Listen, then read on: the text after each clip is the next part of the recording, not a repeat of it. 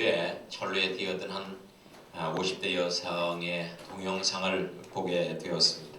이 여인은 전철이 역에 들어오자마자 순식간에 철로로 뛰어들었습니다. 육중한 전철은 이 여인을 덮었습니다. 그런데 다행스럽게도 이 여인은 무사했습니다. 이 여인은 자살하려고 했던 거예요. 그래서 철로에 뛰어들었거든요.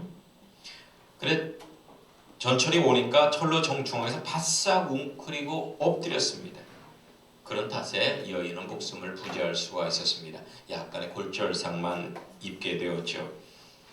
이 자살을 시도한 이 여인은요, 우울증을 앓고 있었다고 합니다. 우울증. 여러분은 어떠십니까? 현재 대한민국은 OECD 국가 중 자살이 1위입니다. 청소년 흡연율 1위이고요. 역시나 원인은 우울증 때문입니다. 기독교가 강세인 한국에서 참으로 아이러니한 현상이죠. 한국은요, 전 국민의 4분의 1이 교회 다녀요. 1300만이 교회 다닙니다. 그런데 세계에서 우울증 환자가 가장 많아요. 이게 어찌 된 일입니까? 세계 10대 대형 교회를 보유한 나라가 한국이고요. 인구 비율상 가장 많은 목회자와 신학교와 교회당을 보유한 나라가 한국이랍니다. 이렇게 대단히 신령한 나라에서 우울증 천국이고 자살률 천국이라는 오명을 어떻게 벗을 수 있을까요? 무엇인가 분명히 잘못되고 있는 것 같습니다. 4대 교회처럼 살았다는 이름을 가졌으나 죽은 자와 같은 교회가 한국 교회가 아닌가 싶습니다. 여러분, 우울증은 하나님과의 관계 상실에서 오는 마음의 병입니다. 하나님과의 관계가 상실되는 거예요. 심리학자들은 다음 두 가지 원인 때문에 우울증이 생긴다고 말을 합니다. 첫 번째는 나는 사랑받지 못하고 있다는 절망적인 감정이에요. 나는 사랑받지 못하고 있다. 여러분도 혹시 그런 마음을 갖고 있지는 않습니까? 마땅히 위로해 줄 사람에게서 위로를 받지 못하고 있다는 겁니다. 여러분, 사람이 힘들어서 죽지 않아요. 위로를 받지 못하면 죽습니다. 마땅히 나를 위로해 줄 사람으로부터 위로를 받지 못하면 죽는단 말입니다. 이런 사랑 구조의 감정은 자신의 존재 가치를 상실하게 만듭니다. 우리는 따스한 관심과 위로를 통해서만 자신의 존재 가치를 확인할 수가 있습니다. 그런데 여러분, 존재 가치는 우리의 감정 여부에 따라서 결정되는 것이 아니라는 거예요. 우리의 가치성은 타인이 아니고 창조주 하나님께서 결정해 주시는 것입니다. 사람을 의지할수록 우리의 가치성은 점점 떨어집니다. 하지만 하나님을 의지할수록 우리의 가치성은 점점 상승한다는 것이죠. 우리의 절대적인 3대 가치성이 있습니다. 따라서 해보실까요? 나는 희소하다. 여러분, 여러분의 키가 크든 작든, 여러분이 많이 배웠든 못 배웠든, 여러분들이 건강하든 병이 들었던 간에 여러분은 세계 유일무이한 존재입니다. 여러분과 똑같은 사람 전 세계 온 우주에서 한 명도 없습니다. 유일무이한 존재가 바로 여러분 자신입니다. 희소성이죠. 희소성입니다. 두 번째는 한번 따라서 보실까요? 나는 영원하다. 여러분, 온 우주 만물에 영혼을 가진 인간만큼 귀중한 존재는 없습니다. 우리는 영원히 소멸되지 않는 영혼을 가진 존재입니다. 나는 영원히 소멸되지 않은 영혼을 가졌어요. 저희 집에는요, 큰 목련나무가 있는데요. 꽃이 활짝 필 때는 얼마나 아름답던지요. 활짝 피고 나서 3일 만에 다 떨어져 버리더라고요. 황후 11호이에요. 지금은 꽃잎 하나도 없어요. 벚꽃도 그렇더라고요. 벚꽃도 다 떨어졌어요. 하지만은 벚꽃보다 비록 아름답지 못하지만 내 자신은 영혼을 갖고 있다는 거예요. 영혼. 내가 갖고 있는 영혼은 영원 불멸입니다. 영원히 사라지지 않는 거예요. 그 영혼에 투자하시는 여러분이 되기를 바랍니다. 세 번째는 나는 존귀하다. 여러분은 하나님으로부터 택함 받아서 하나님의 자녀가 됐습니다. 여러분은 이제 왕족입니다. 왕족. 하나님의 자녀가 된 고귀한 존재입니다. 여러분, 유명한 영화배우 부러워할 거 없어요. 유명한 스포츠 스타 부러워할 거 없어요. 돈 많은 부자 부러워할 거 없습니다. 여러분은 하나님의 선택받은 하나님의 자녀입니다. 아멘. 할렐루야. 아멘. 우리의 감정을 따라 환경을 따라 바뀌는 상대적 가치가 아닌 절대적인 가치를 가지고 있다는 것입니다. 우리가 타락함으로써 침몰된 가치를 회복시켜줄 유일한 구원자가 누구냐? 예수 그리스도십니다. 아멘. 나사렛 예수님. 세상의 그 어떤 이도 죄악의 늪에 빠진 우리를 구원해서 가치를 높여줄 수 없습니다. 오직 예수 그리스도 한 분뿐, 그분만 우리를 높여줄 수 있습니다. 아멘. 예수님이야말로 우리 구원의 필요 충분 조건임을 믿으시기를 축원합니다. 아멘. 예수님은 길입니다. 예수님은 진리입니다. 아멘. 예수님은 생명이십니다. 아멘. 그것을 믿는 것이 기독교입니다. 나는 그것을 믿기 때문에 그리스도인이라고 칭함을 받는 것입니다. 아멘. 이제 우리는 예수 그리스도를 통해서 하나님의 사랑을 듬뿍 체험하고 우리의 존재 가치를 깨달을 수 있다는 사실입니다. 두 번째로 나는 왜 살아야 하는지 모르겠다는 의미상실입니다. 나는 왜 살아야 되는지 모르겠다는 거예요. 이것은 삶의 목적을 상실했다는 것입니다. 삶의 목적은 누구나 인식하는 창조적 본능이죠. 하지만 우리 인간은 선악과를 먹음으로 타락해서 죄의 바이러스에 오염되었습니다. 그래서 방향 감각을 상실합니다. 부평추처럼 떠도는 인생이 되어버렸습니다. 영원한 존재이면서 영원성을 잃어버렸고 육적 본능을 추구하면서 찰나적으로 살게 되죠. 사람들은 돈과 명예, 권력을 통해서 삶의 목적을 찾으려 합니다. 하지만 헛되고 헛될 뿐입니다. 여러분 이것을 아셔야 합니다. 삶의 목적은 세상에서 자연스럽게 생겨나는 것이 아니라는 것입니다. 하나님께서 의도적으로 주신 것이에요. 그래서 하나님만이 알려줄 수 있어요. 하나님만이.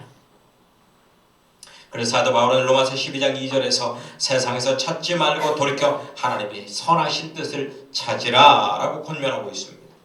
하나님의 뜻은 밝은 빛입니다. 삶의 목적은 세상의 어둠 가운데서 찾을 수 없고 밝은 빛 가운데서만 찾을 수 있다는 겁니다. 성경에서 밝은 빛을 누구라고 증거합니까?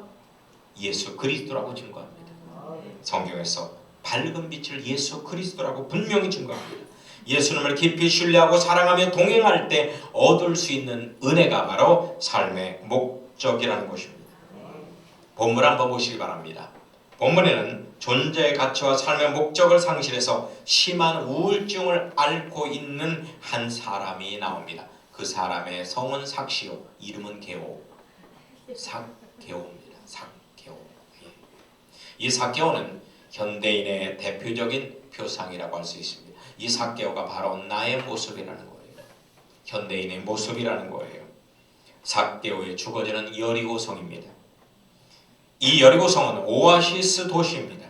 어디를 봐도 시원한 물이 나오는 종려나무의 성이고 중요한 상업, 무역 도시입니다. 세계에서 가장 오래된 도시이기도 합니다. 이곳은 이스라엘의 강남과도 같은 지역입니다. 이 지역에 사는 것 자체가 부의 상징이고 영광이었던 것입니다. 삭게오의 직업은 뭐예요?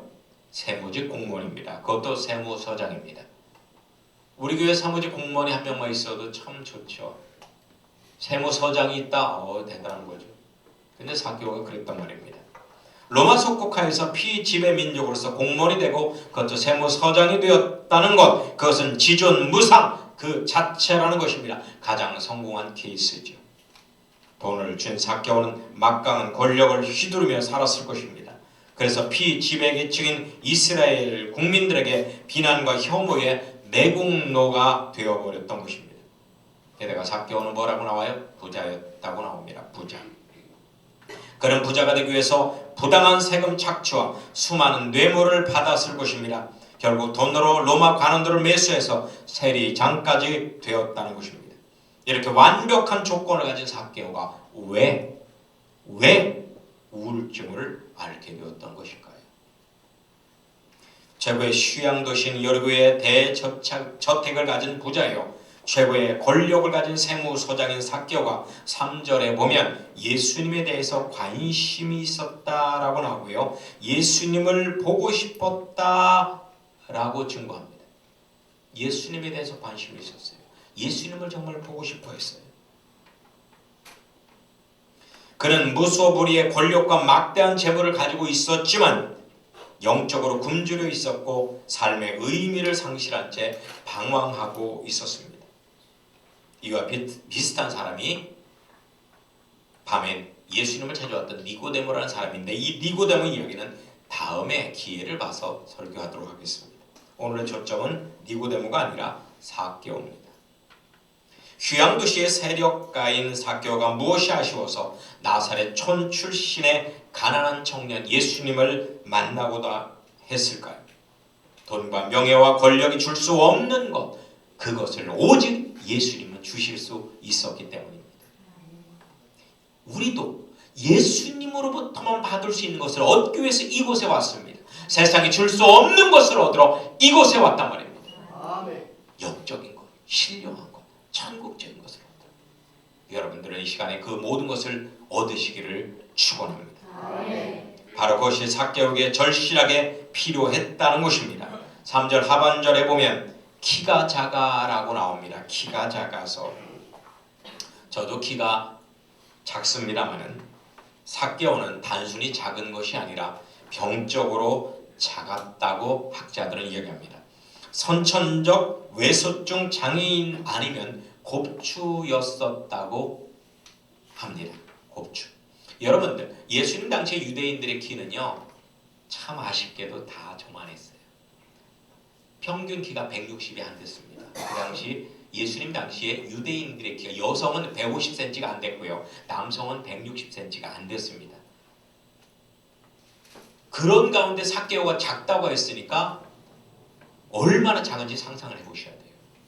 한 130cm, 120cm 이 정도밖에 안 됐을 거예요. 현대에도 외모지상주의 시대입니다. 얼짱, 몸짱, 해서 외모지상주의 시대죠. 당시에도 유대인들은 외모를 아주 중요시 여겼습니다. 신앙심이 어떠하든 간에, 그 사람의 됨됨이가 어떠하든 간에 키도 크고 잘 생기면 최고예요. 그래서 압살롬 같은 사람이 사람들로부터 존귀함을 받았고, 사울 같은 사람이 존귀함을 받았던 것이죠. 장애 때문에 얼마나 많은 고통을 삭개오가 겪었을지는 짐작이 갑니다. 삭개오는 야망도 있었고 실력도 있었고 리더십도 탁월했습니다마는 이 선천적 장애가 늘 성공의 길목에서 발목을 잡게 되었던 것입니다. 이것 때문에 그는 늘 긴장하며 살아야만 했고 마음에는 평안이 전혀 없었습니다. 키 작은 것이 스트레스가 되었고, 이것이 쌓이면서 콤플렉스가 돼서 우울한 삶을 살게 되었다는 것입니다. 그러나 삭개오는 결단코 포기하지 않는 의지의 사나이였습니다. 의지의 사나이. 유대 사회에선 더 이상 성공할 수 없을 거라고 판단을 했습니다. 그래서 외모가 아닌 실력을 중시하는 로마에 빌붙게 됩니다. 결국은 로마를 통해서 꿈을 이루게 됩니다. 막대한 돈과 권력을 소유해서 천하를 움켜쥔 삭개오는 장애인이라고 자신을 괄시하고 힘들게 했던 유대 사회를 향해서 강한 분노를 폭발시킵니다. 8절에 보면 토색했다고 고백을 합니다. 토색했다는 건 뭐예요? 강제적으로 상대방의 재산을 빼앗았다는 것을 의미하죠. 유교 사면 때도요, 남침한 북한 공산군은 멸시받고 가난한 사람들에게 빨간 완장을 채워주었는데 이 사람들이 괴뢰군보다 더 악랄한 짓을 남한 사람들에게 했습니다. 왜냐하면 그 사람들 마음에 내재했던 분노가 폭발했던 것이죠. 내면의 상처가 깊은 사람에게 많은 돈과 명예와 권력이 주어지면 도리어 타인에게 엄청난 해를 끼치는 법입니다. 네로 황제나 히틀러가 대표적입니다. 히틀러 같은 경우도 어떻게 했어요? 네? 자기가 유태인 처녀한테 버림당했습니다. 이거에 대한 안가품을 한 거예요. 네로 황제는 어떻습니까? 네로 황제는 엄마에 대해서 엄청나게 실망을 했습니다. 이거에 대해서 안가품을 한 거예요. 무엇보다 우선시되어야 할 것은 내면 상처를 치유하는 것입니다. 내면의 상처가 치유되어야 된다. 내면의 상처는 소유할 때 치유하는 물질적인 것이 아니라는 것입니다. 우리가 마음을 비우고 나를 내려놓을 때 치유되는 영적인 것이라는 거예요. 내면의 치유는 내가 많이 소유하면 할수록 더 상처는 깊어집니다. 내 마음을 낮춰야 돼요. 내 마음을 비워야 되는 거예요.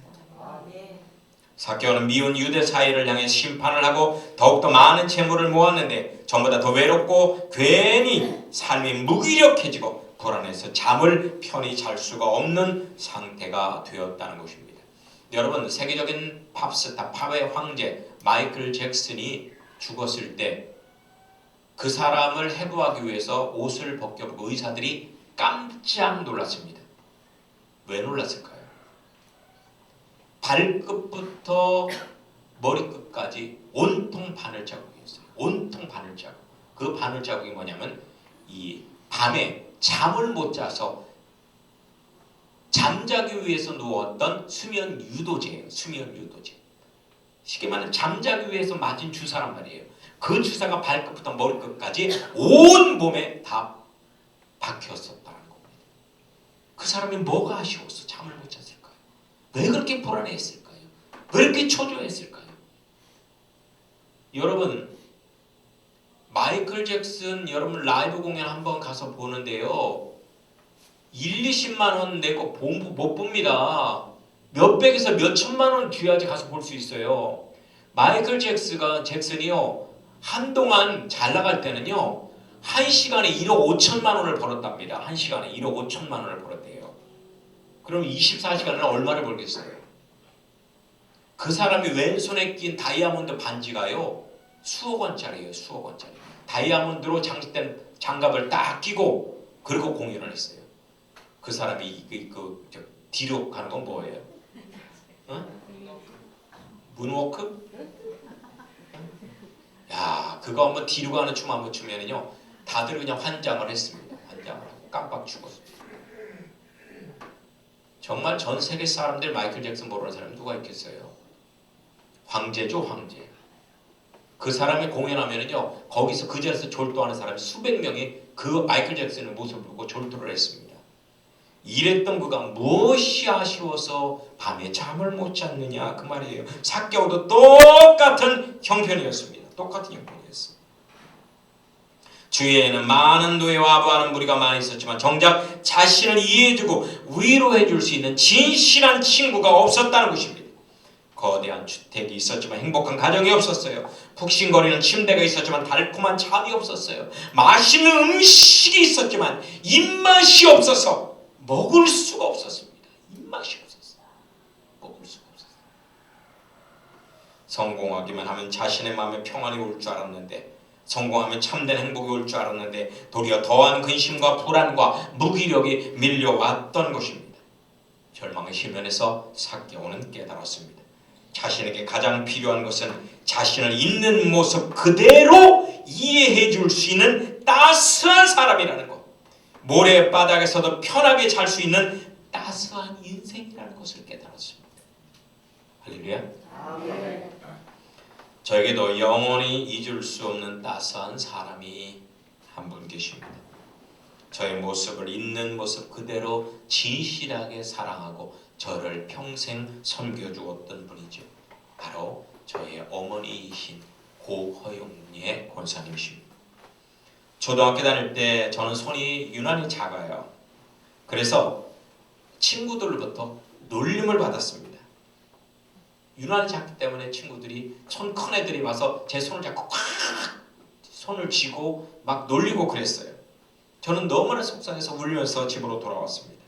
그러니까 저희 어머니가 제 손을 꼭 잡으시면서 우리 아들 손은 세상에서 가장 멋지고 이쁘단다 라고 말을 해주는데 진실성이 느껴졌어요.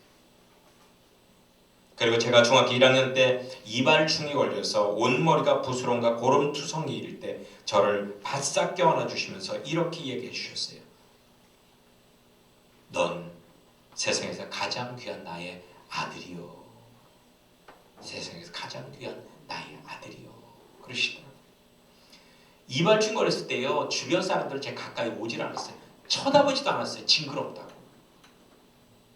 그런데 저희 어머니는 그런 저를 꼭 껴안고 주무시면서 너는 세상에서 가장 귀한 아들이요 라고 말씀하시더라고요. 어머니는 저를 존재적으로 사랑해 주셨습니다. 어떤 순간에도 어머니 앞에만 서면 저는 기가 살았고 제 자신이 위대해 보였습니다.